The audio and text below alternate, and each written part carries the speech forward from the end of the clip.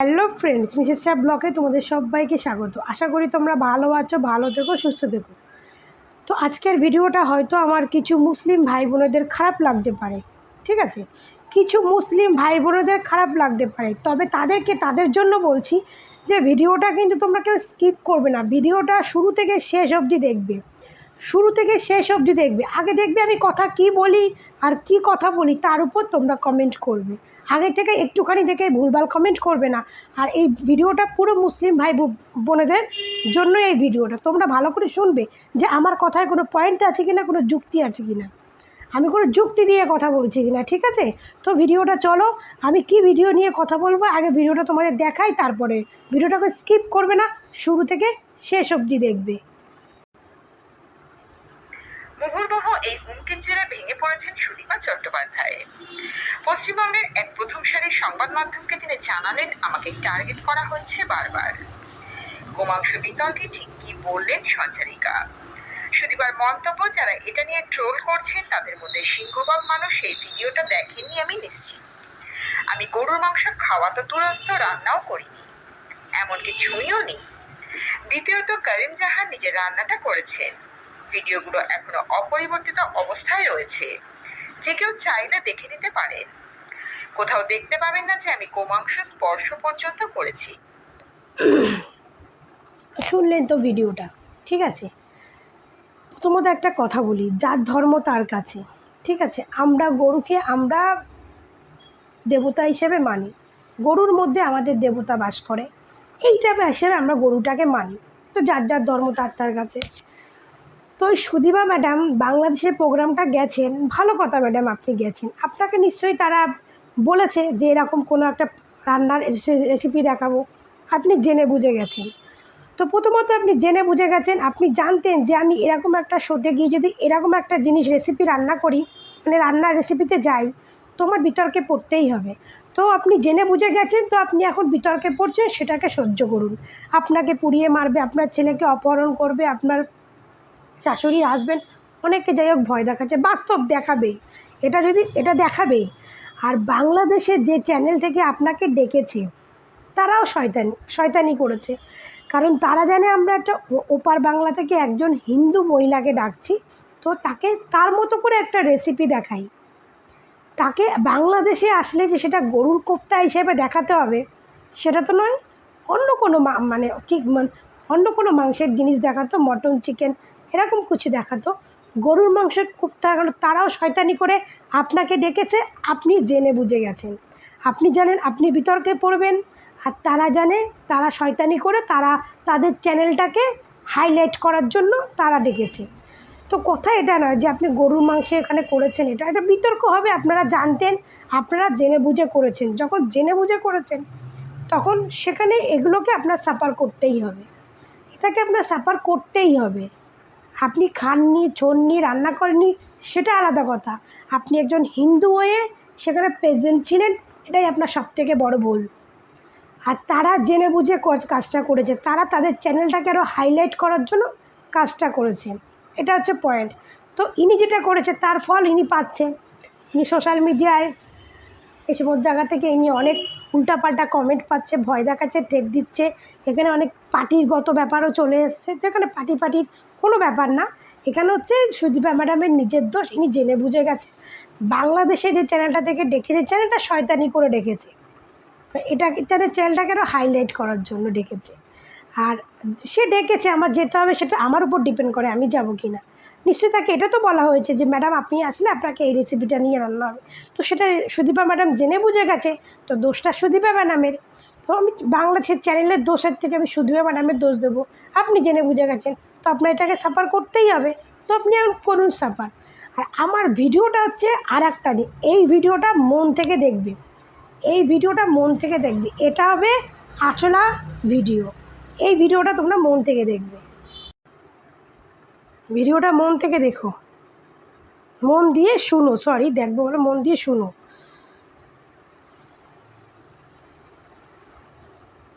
দেখাবো, এটা হচ্ছে গরু মাংসের কোফতা। এই কোফতাটা গরু মাংসের কিমা আছে, এটা একদম কিমা করে পানি ছড়িয়ে রাখা হয়েছে। উফ, কি ভালোই না হয়েছে গো। আচ্ছা, সুদীপার এই রান্না নিয়ে হিন্দুরা এত বেশি মাতামাতি করতেছে কেন বুঝলাম না। এখানে উনি কি বা খারাপ বলছে? একটু মহিলা বলছে যে ইস কি মজাই না হইছে রান্নাটা, দেখেই খেয়ে ফেলতে ইচ্ছা করতেছে। তার মানে কি উনি খেয়ে ফেলছে? দেখাবো, এটা হচ্ছে শোন, তোকে একটা কথা বলছি, তমা কাজের বুয়া। তোকে যদি আমি এখানে আমাদের এই দেশ মানে সামনে পাইতাম না, তোরে জুতো দিয়ে পিটাতাম, জুতো। হিন্দুরা কী হয়েছে, চুলকানি মেয়ে ছেলে, এইখানে যদি এটা অপবিশ্বাস করতো তাহলে তুই কি বলতিস? হ্যাঁ, এই বেটি জানোয়ার মেয়ে ছেলে। অপবিশ্বাস যখন ওর ছেলেকে নিয়ে মন্দিরে গেছিল, মন্দিরে একটা পুরোহিত মশাই সিঁদুরের টিপ পরিয়ে দিয়েছিল, তখন তুই কি বলেছিলিস? হ্যাঁ, অপবিশ্বাস একজন মানে শাকিব খান মুসলিম ছেলেকে নিয়ে হিন্দু মন্দিরে কেন ঢুকে সিঁদুরের টিপ পরালো? হ্যাঁ, যখন ওইটা দোষ হতে পারে, আর সে যেখানে রান্নাঘরে গিয়ে গরুর মাংস রান্না মানে রেসিপিটা করছে, তারপরে আবার খুব লোভনীয় দেখলে খেতে ইচ্ছা করে বলছে, এইটা দোষের নয় না? আর তুই বলছিস হিন্দুরা মাথা, তোকে জুতার বাড়ি দেবো, জুতার বাড়ি। তুই যদি আমাদের এইখানের কেউ হতিস না, তোকে জুতার বাড়ি দিতাম, জানোয়ার মেয়ে ছেলে। তুই কি বলছিস? হ্যাঁ, হিন্দুরা খেপবে না, ওটা হতে পারে, ওটা মুসলিমদের একটা মানে খাদ্য, বাট আমরা ওটাকে ধর্ম মনে করি, আমরা ধর্ম মনে করি। তো যার যার ধর্ম তার কাছে, তোরা তোদের ধর্ম পালন করিস, আমরা আমাদের ধর্ম পালন করি। তো আমরা কি তোদের ধর্ম নিয়ে কেন কোচাই? কেউ প্রকৃত মানুষটা কোনোদিন কারো ধর্ম নিয়ে কোচায় না। তাহলে ও গেছে, সেটাকে নিয়ে বিতর্কিত হয়েছে। হ্যাঁ, বিতর্কিত করার কিছু কিছু লোক অবশ্যই বিতর্কিত করছে, কেন করবে? একজন হিন্দু হয়ে কেন একটা গরুর মাংস, যাকে আমরা ভগবান মানি, তাকে নিয়ে রেসিপি করতে গেছে? হ্যাঁ, আবার তুই বলছিস কি আমরা গরুর চামড়ার জুতা পরি? হ্যাঁ পরি, এটাই তো মানে হয়ে আসছে, জুতো পরছি, আমরা গরুর দুধ খাচ্ছি, আমরা এটাই দেখে আসছি যে গরু জিনিসটা আমাদের ভগবান, তার দুধ পান করতে পারি, জুতো পরতে পারি, কিন্তু মাংস যেটা ধর্ম হয়ে আসছে, তো এটাই তো হয়ে আসছে। তাহলে বলি মানে তাহলে বলছি, এখানে তাহলে তো তোদের মধ্যে তো ছাগল খেতে পারিস, খাসির মাংস খেতে পারিস, ছাগল খেতে পারিস, তাহলে তোরা পাঠা খাস না কেন? পাঠাটাও তো ছাগলের মধ্যে পড়ে, পাঠা খাস না কেন? তাহলে তোরা পাঠাও খেতে পারিস, তাহলে তো তোরা পাঠা খেতে পারিস, ওটাও তো ছাগলের মধ্যে পড়ে, ওটা কেন খাস না? হ্যাঁ, ওটা কেন খাস না? ওটাও খেতে পারিস তো। এখন শুনতে গেলে বাজে হলে, পাটা ছাগল একসঙ্গে থাকলেই তো আর একটা পৃথিবী পয়দা হয় না? পাটা ছাগল যখন একসঙ্গে থাকে তখন তো আর একটা পয়দা হয়, তাহলে সেই জিনিসটা কেন খাস? হ্যাঁ, এখানে বলা হয়েছে ও গেছে, ওখানে প্রেজেন্ট ছিল, ওখানে কেন রান্না হয়েছে, কিসের জন্য হয়েছে এটা বলেনি।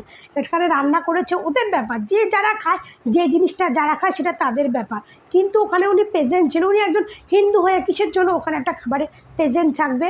আজকে ওই জিনিসটা যদি অপবিশ্বাস করতো, আজকে যারা আমাকে ভালোবাসো, আমার মুসলিম ভাইদের বলছি, তোমরা আমার কথাটা মন দিয়ে শুনবে, বা যারা আমাকে ভালোবাসো তাদের বলছি, আর যারা আমাকে হেটও করো তাদেরকেও বলছি, তোমরা কথাটা আগে শোনো। আজকে এইখানে যদি অপবিশ্বাস হতো, অপবিশ্বাস যদি বাংলাদেশ থেকে এসে আমাদের এইখানে আমাদের শুয়োরের মাংস বলো, কোনো পাঁঠার মাংস বলো, কোনো কচ্ছপের মাংস বলো রান্নার রেসিপি দেখাতো, তাহলে এই জানোয়ার মেয়ে ছেলে কী ভিডিও বানাতো? এই জানোয়ার মেয়ে ছেলে? বা অপবিশ্বাসের কথা বাদ দাও, অপবিশ্বাস তো তার জন্ম হিন্দু ঘরে, অপবিশ্বাসের কোনো কাজেন ধরো, কোনো বান্ধবী, অপবিশ্বাস রিলেটেড কেউ যদি আসতো, এই রেসিপিটা সে থাকতো, ওই জানোয়ার মেয়ে ছেলে তাকে নিয়ে কি ভিডিও বানাতো? জানোয়ার মেয়ে ছেলে অপবিশ্বাস করলে দোষ, বিশ্বাসের কাজের লোকরা মানে কাজেনটা করলে দোষ, আর অন্য কেউ করলে কোনো দোষ নেই না? কাজের বুয়া, হাঁকতে বসিস ভিডিও ছাড়িস, মুততে বসিস ভিডিও ছাড়িস, এতই যখন মানে পয়সার দরকার, তাহলে সব ফ্যামিলি পুরো গোষ্ঠী হোল ফ্যামিলি নিয়ে তো নেমে গেছিস, মানে মিডিয়াতে হোল ফ্যামিলি নিয়ে নেমে গেছিস রাস্তায়, এখন হাঁক দে, পায়খানা করতে, প্রচ্চাপ করতে, সব জায়গায় ভিডিও করে পোস্ট দিতেছিস, সব জায়গায় ভিডিও করে। ওর থেকে না করে নিজের স্বামীরে, শাশুড়িরে, ছেলে মেয়েরে হাতে থালা বসিয়ে দিয়ে রাস্তায় বসে পড়, অনেক ভিক্ষা পাবি। হ্যাঁ, আর একটা মানে 4-5টা চ্যানেল খুলে বসেছিস, একটা ভিডিও প্রত্যেকটা চ্যানেলে পোস্ট করছে, 4-5টা চ্যানেলে একই ভিডিও পোস্ট করছে।